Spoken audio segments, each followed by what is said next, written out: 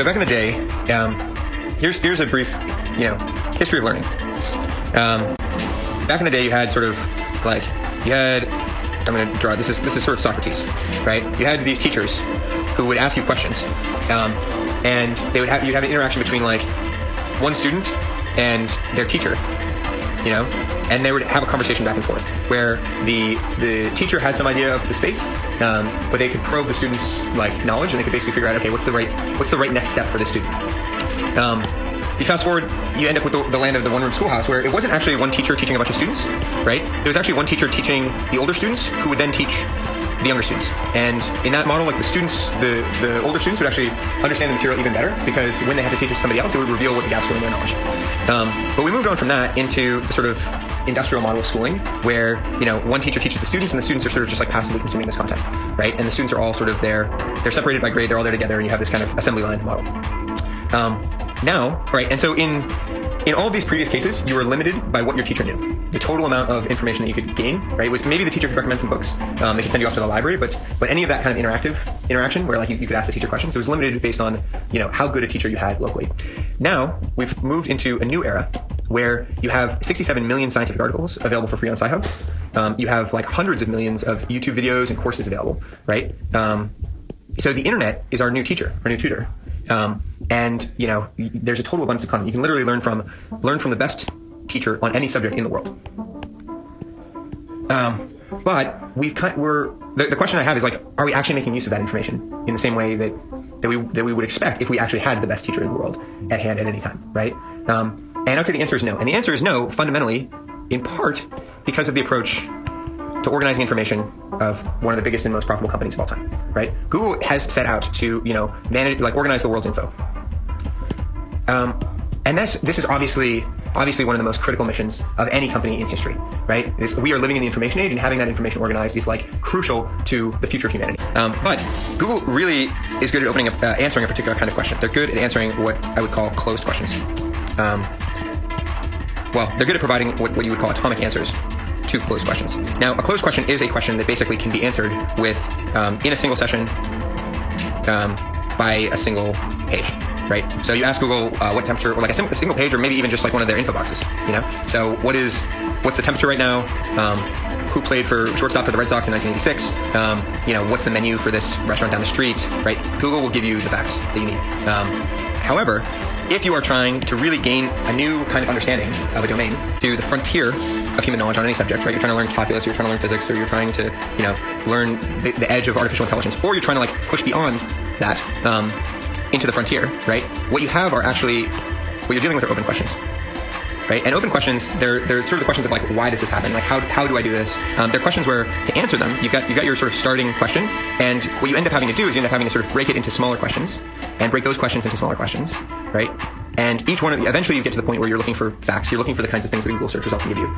But you have to go through this process of finding the simpler and simpler question, and then getting your answers and putting them all together to form a new kind of understanding, right?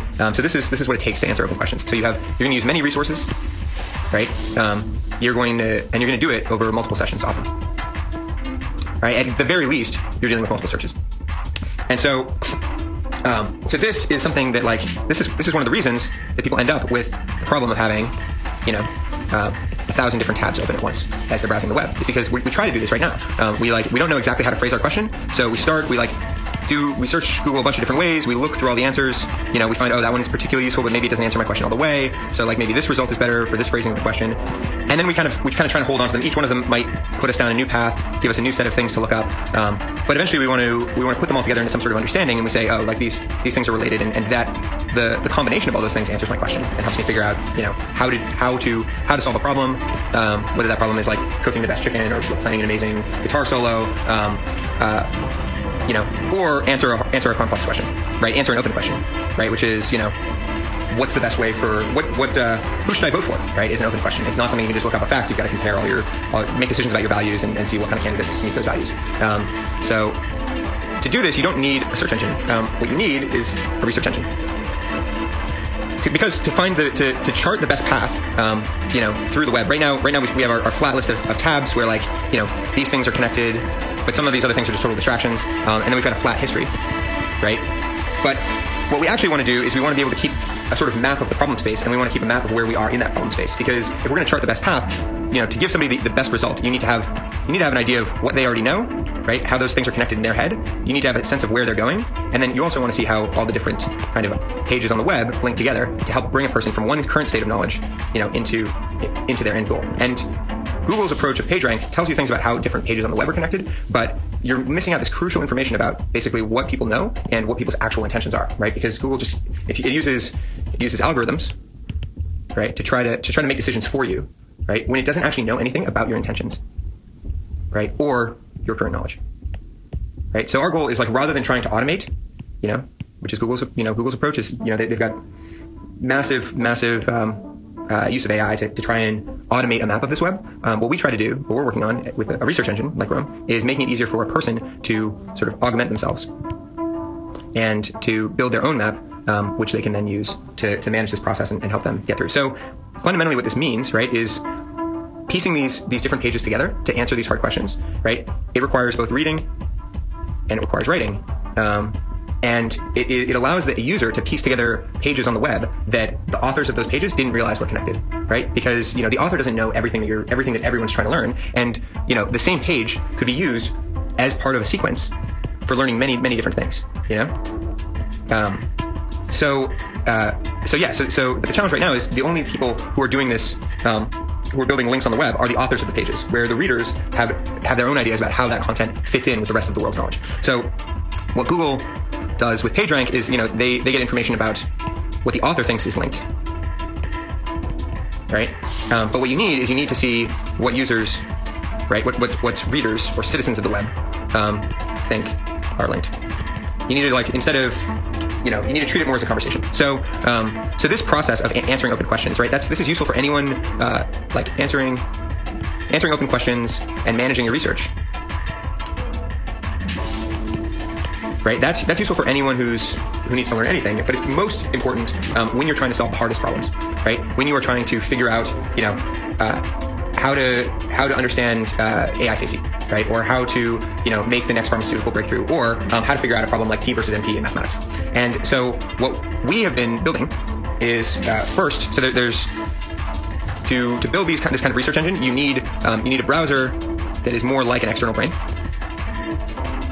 right? Where this external brain lets you build these maps of the world, and your browser sort of automates or helps manage that process, helps sort of like, generate the scaffold of those maps for you, so that it becomes truly easy to build a better map of your knowledge and share it with others. But some people need these maps more than others, and those are the people that we've been working with. So our company is called Roam, and for the last year, we've been working on building these tools for mapping knowledge with the goal of building this peer-to-peer web. And so we started by building tools for writers who are taking research and they're trying to organize book-length projects. And, what we started with was sort of like a card catalog for the mind.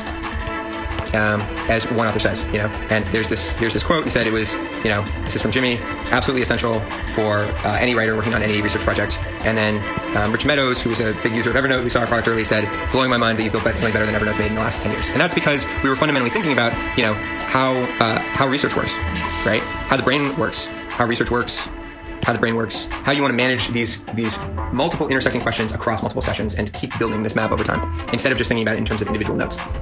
But our goal isn't just to build a tool for writers. Our goal isn't just to build a replacement for Evernote. Our goal is something much larger. So we moved on to building a tool for teams for one particular research team who are laboriously copying and pasting transcripts from multiple different experts on the same topic. And they're using our tool to build a map of the ideas in those pages and build a sort of a way of helping a person who's not an expert understand, not just links between pages, but links between the underlying ideas in those pages, and get a map of that territory so they can figure out, who they trust, and what seems most likely to be true, and also, what they need to learn to contribute to solving like these kinds of hard problems. Just recently, we've just started working with Timothy Gowers, who's a Fields medalist in mathematics and a professor, who's most famous for the Polymath project, which is a online collaboration of mathematicians who work together to produce, through hundreds of different collaborators, peer-reviewed papers to solve complex problems in mathematics. And his approach to research is basically the exact approach that we've been developing for a general audience, which is to go through open questions to figure out how to break those questions into smaller ones, and then evaluate different possible answers. But to make these questions self-contained so that he can share them with other people and they can collaboratively figure out how to build a shared knowledge base to answer these questions, like P equals MP, right? That no one has answered yet, and to build these sort of collaborative proofs. So what we've been working on so far is the write component of a read-write web. And the next stage for us is to continue building this out, right? To continue building this sort of knowledge mapping product. But then to integrate that knowledge map with an intention-based browser that is going to take, regular user behavior that already happens during the research process, that currently, users have to go back and forth between a browser and a notebook in order to keep track of, what questions they have answered and which resources have helped them. But what we're going to be doing is we're going to be connecting this notebook that is particularly designed for learning, particularly designed for managing the problem-solving process. And once you have that integrated with a browser where you're explicitly, and you're using all sorts of ways of helping people connect with one another, basically prune the web and find the best content for addressing each particular challenge, that has been found by other people in the past, we start to actually build communities of collaborative learning and scholarship, right? And this is sort of the fundamental goal, which is rather than just trying to use AI to chart the best path through these billions of hours of content, but actually allow people to build these maps together so they can figure out the right way for them based on other people who are similar to them and what has worked for them in the past. So that is Rome. And the team is myself, Connor, and I've got a background in community organizing using the web.